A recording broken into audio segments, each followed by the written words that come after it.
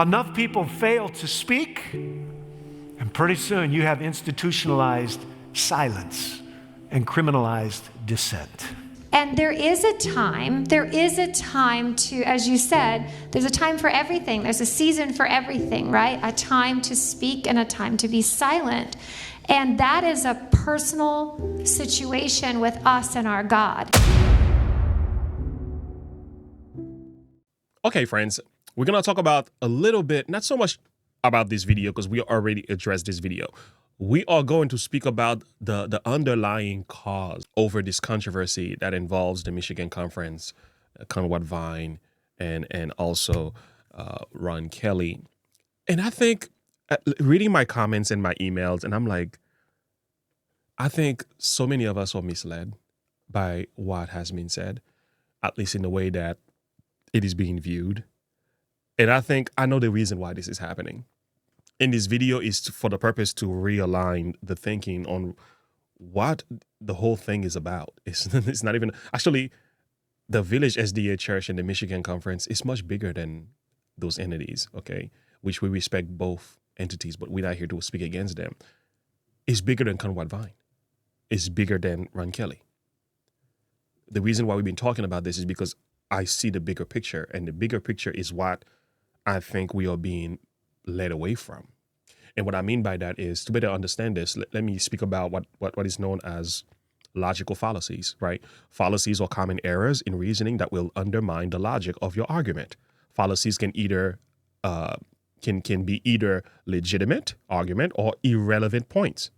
So we have to be careful with common logical fallacies, right? There's a number of them. There's the slippery slope fallacies. There's a hasty generalization fallacy. But I want to go down to a specific one: begging the claim, secular argument. There is what is called as ad hominem. We heard that one before. But I want to highlight this one: red herring. Red herring fallacy is this. This is a diversionary tactic that avoid the key issues, and often by providing opposing arguments rather than addressing them directly. So what's happening here, there is a major issue, and then you bring, out of that issue, you focus on either a small aspect or something within that issue, and you make it the big talk. And when you do that, this is called a red herring. In other words, you focusing on something smaller rather than the main thing. It's similar to what Jesus said to the Pharisees of his days. You are like whited sepulchres, all clean and bare without, but within, full of dead men's bones and all corruption. When Jesus said to them, you blind guides, which strain at a gnat and swallow a camel.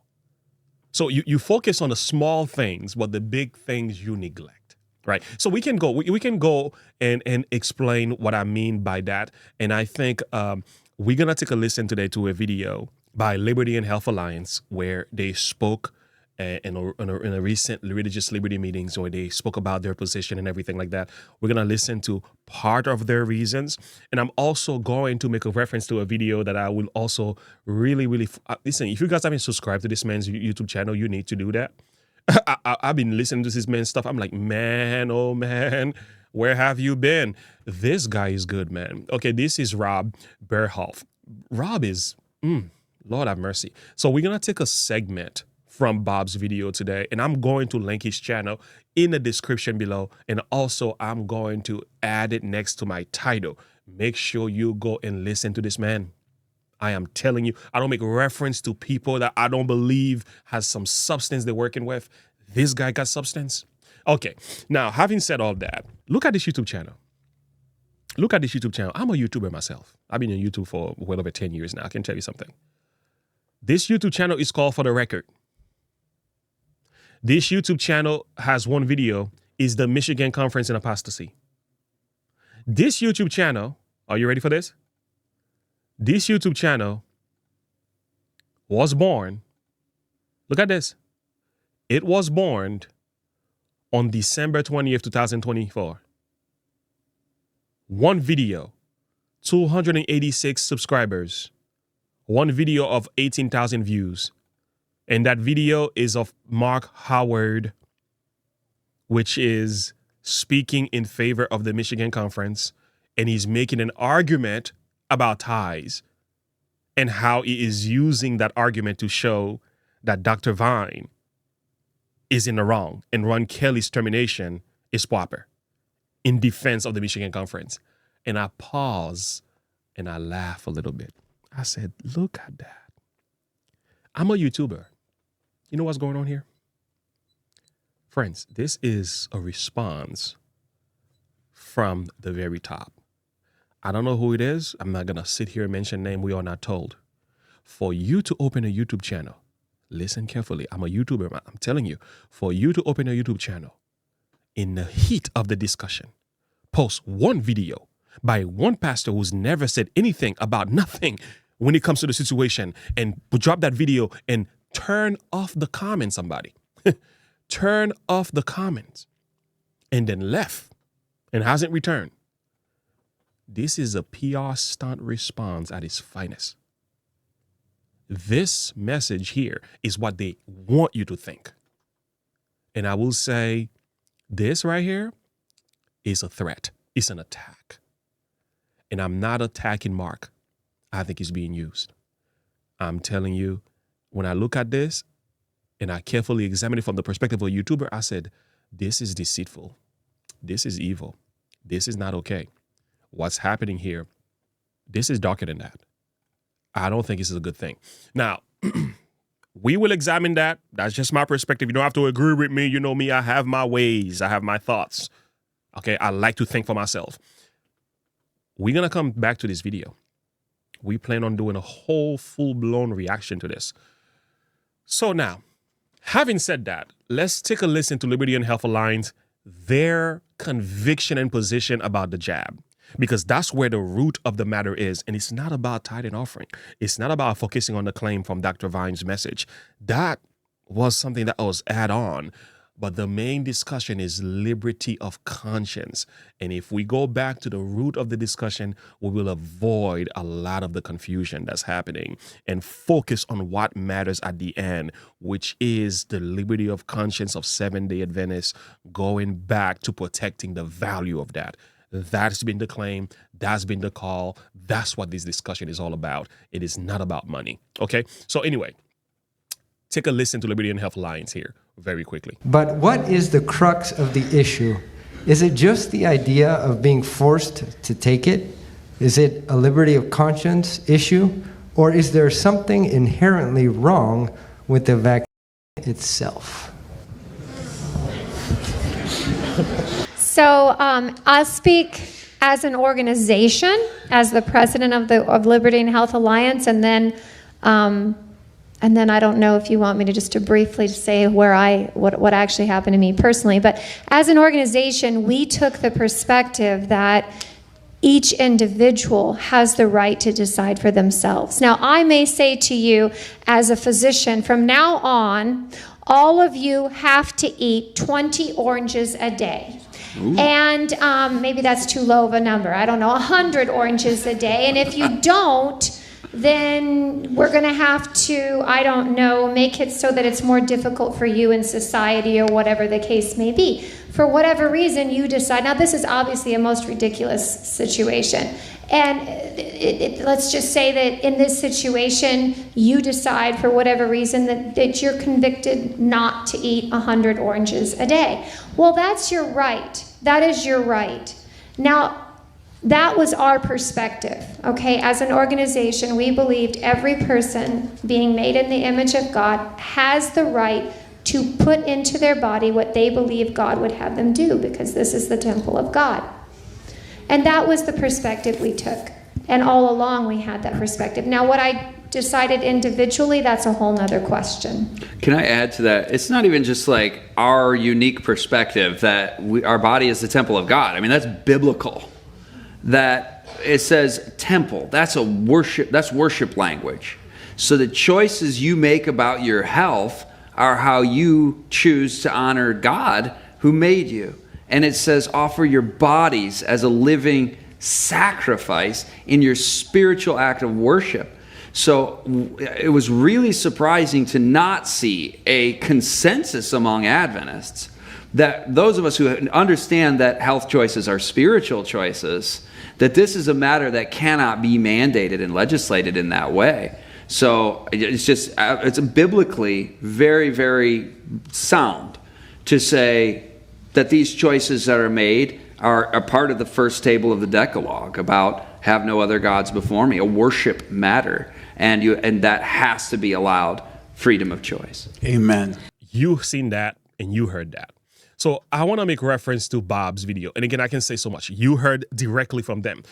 At the root of the discussion, Liberty and Health Alliance are the key players here you need to understand, because it started with them. They really began to oppose and speak up and speak out in defense of liberty of conscience. This is what went into the Village SDA Church, from the Village SDA Church, Conrad Vine's messages, and then Ron Kelly being terminated. So it was from there. This is how it went about. And these are the facts, and it must not be overlooked or sugar-coated or downplayed. But I will say this. Bob's video goes a little bit deeper, explaining the real reason behind the scene and how Liberty and Health Alliance came and began to speak against what's happening. It really adds some serious context for us here in this video. And again, we plan on sitting together and talk. So me and Bob are talking. We plan on sitting together and have a conversation about some things as well. Anyway, friends, listen to part of this video, and then we'll just close up with a final statement. What then is this whole thing about? A lot of people are still trying to figure out, what are we even talking about? A few short years ago, there was a manufactured problem. As you find out, the United States actually funded the NIH. This is now has come out as a fact. And from this manufactured problem, they manufactured a cure. And actually, Big Pharma raked in $90 billion through this. Now, to be clear, this is not a debate over of measles, mumps, rubella, whatever, right? This is not that conversation. This is a conversation about questioning how safe it was to roll this vaccination out. And there's a lot of science, true science, out there that has identified it was untested. And there was a lot of people pushing back, a lot of very smart scientific minds saying, don't deploy this without sufficient safety guarantees. And even independent studies like the one from the Israeli study showed that it was actually only 39% effective. The question that the church should have been asking is, why was an ineffective method the only treatment option considered? Well, we see that natural immunity was so powerful, and that there was so many different studies that were happening that showed that they should have allowed for natural immunity. Even Pfizer board members and former FDA commissioner said that we need to be thinking about this, but that's not what they wanted to do. They kept pushing this concept, even though the science said that natural immunity was there. We see that if somebody had the virus, it's even better than any sort of a vaccine. What's more scary, the idea they kept pushing this, even though it wasn't stopping the spread of COVID. And when we actually look at the data on this, the percentage of population fully vaccinated versus the cases, you would expect that the people that were the most vaccinated would have the least amount of cases, but that wasn't true. Actually, the research showed the counter of that. But what it really comes down to is the idea that vegetarians were 73% less likely to get. So this ultimately was a message from God. It was a health message. So many other journals were coming out saying that plant-based diets led to protection against severe COVID. And so we start seeing these two ways, and we'll always see two ways, God's way and man's way. God's way was a carrot, right? This concept of eating vegetarian, right? This concept of, it's 73% effective with zero chance of death from the treatment versus something that is, they claim 90%, but surveys show as little as 19 or to 37% effective with chance of death and severe illness that come with that. And so the point is this. The entire thing, again, this is not even about the nation, but this was our chance for the Adventist Church to stand up and share a health message, to share, look, guys, we have there's a better way out there. We don't need vaccinations. We need to be eating healthier. This was also our chance to champion freedom of conscience, because if you really get into it, this is not about this is about what's going to happen in the future. Because we understand in the future times there will be a Sunday law. And if the church has not stood up for others' individual freedoms, why would they stand up for us? And so this is a huge opportunity, was a huge missed opportunity for the church to stand up and show, solidarity with those that feel compelled based on their relationship with God. But now we have history on our side, and history now shows a lot of heart issues came from this. The amount of deaths that came from this was staggering. Full comprehensive reviews have come out and shown this vaccination was the cause of so many new conditions that came out of it. We question why does not everybody know about this? Well, they spent almost $1 billion covering this up. Taxpayers spent $1 billion pushing a pro pharma narrative, and then Pro Pharma got another $90 billion in sales. Okay? So why then did not the church take a stand? Why didn't they take a stand on this? We had all the science. We had the writings of Ellen White. We understood the causes and the effects that this would be. It became very clear that they wanted to continue to get funding to help with their payroll expenses. And so they did not want to stand out. This is why the official church statement was, claims of religious liberty are not used appropriately in objecting to government mandates for political programs. And this statement undermined anyone's ability to be able to get an exemption on getting a vaccination because of this statement. The church could have not said anything, but the church chose to side with, as what Ellen White calls it, science falsely so called. As a result of this, we see many different examples. People being terminated from their jobs, being forced to take denied religious exemption requests because of that statement I just showed you on the church website. The Adventist church could have spoke out for people. In fact, there probably could have been many people who were interested in learning about Adventism because they didn't want the vaccination. They didn't want to have those poisons in their body, untested poisons. We could have probably had people flocking to our church wanting to know more. And yet we did not stand. We were not courageous. People were threatened from this. Governments were able to, and employers deny religious exemptions because of this. But there were a few people who stood out. There are a few who spoke up, standing for true science. In fact, there was a document created by a group called the Liberty and Health Alliance. And this document had 24,000 signatures over 136 countries with 1,800 pastors and 4,000 medical professionals that all said what we just learned, that this vaccination does not make sense. It was rushed through testing. This is just corporate greed. One of those men, Dr. Conrad Vine, who now you probably understand why his name keeps coming up, was the one who was really pushing this and saying, we need to stand firm as a church. Now, at least you have a thorough understanding of the background of the controversy, which I thought has been missed in the conversation. But logical arguments, logical fallacies are, hey, this is about money. This is about, no, it's not about money. It was never about that. It's about liberty of conscience. It's about protecting the freedom of conscience. It's always been about that. So making videos to detract people's minds from that, I don't think it's a misnomer. I think it's intentional. I will call it intentional evil.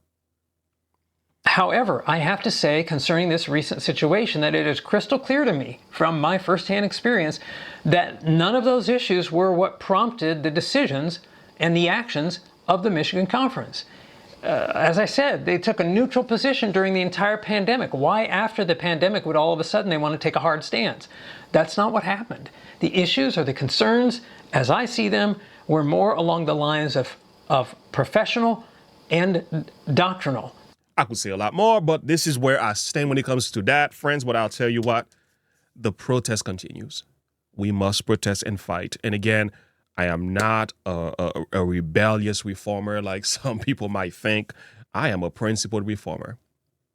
I believe in organization, but I believe in accountability. I believe in proclaiming the truth. I believe in standing for what is right and protecting the liberty of conscience of God's people. So that's why we make these videos. That's why we sound the alarm. And people wants to say, be quiet. Don't talk about this. Neglect it. Just pray about it. Turn your eyes away from it. That's been the issue. That's why we are here. We are here because so many of us have stayed quiet when we should have spoken. It is in our silence of the Lamb that the enemy has come in and created havoc in the church. While men slept, the enemy sowed tares among the wheat. That's how we got into this mess. Many of God's people were sleeping. We're just going to pray about it. No, friends, you need to pray and protest and preach and do what God has called us to do in a process to defend and contend for the faith once delivered to the saints. If you don't want to do that, well, leave me alone. Let me do it in the best way that I know how. When I'm in error, I will come back and retract and change the things that I need to learn, make some apologies, but I'm going to keep on moving forward, sounding the alarm. If you cannot seem to understand that at this time, I'm sorry. I'm sorry. This has been my position. It is clear, and I love my church, and I do love the truth. And we plan on fighting for the truth until Jesus comes. I wanted to make sure you get the context and not be misled or confused by the stuff that we are being told and being said, not to fall by the wayside. Love your church, stand for the truth, preach the truth, and defend the faith. And at the same time, proclaim and teach and do service and do what God has called you to do. Pray for the people of God in these last days. It is not time to lay down the mantle of the protest. It's time to raise it up and lift up the standard. God is calling for men to rise above and say things just the way they are today. And we need men and women who are not afraid to face the enemy and call out the error of the enemy in his face. Now, look at this. I want to end this video with Pastor Ron Kelly's statement, quoting directly from Testimony for the Church, Volume 5, 297, Paragraph 1. Take a listen. Writing in the fifth testimony, the author would say this: some men have no firmness of character. They're like a ball of putty that can be pressed into any conceivable image. This weakness, this indecision and inefficiency must be overcome. Okay, so let's hit the pause button. If any of us listening right now or any of us speaking right now can stop and say, you know what, weakness, indecision, and inefficiency have somehow overrun my better sense of judgment and the convictions of the Holy Spirit, I have good news for you, friends. When this person writes it must be overcome, that means it can be overcome. You've been weak.